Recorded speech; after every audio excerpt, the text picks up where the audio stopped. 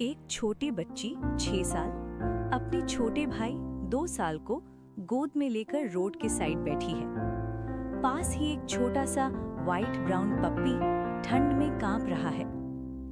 बच्ची अपना एक ही बिस्किट तोड़ती है, आधा भाई को आधा पप्पी को। पप्पी खुशी से पूंछ हिलाता है। भाई पप्पी के कान पकड़कर हंसता। बच्ची पप्पी को प्यार से बोलती है, तू भी हमारा ही है। पप्पी दोनों के पास चिपक कर बैठ जाता है। अचानक हल्की बारिश। बच्ची अपनी छोटी सी दुपट्टा से भाई का सर ढकती, पप्पी को भी कवर करती।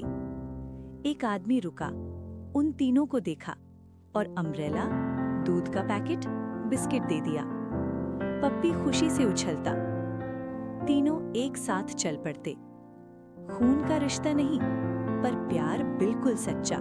पसंद आई हो तो लाइक करें, प्यार के लिए सब्सक्राइब करें और कमेंट में क्यूट पपी लिखें।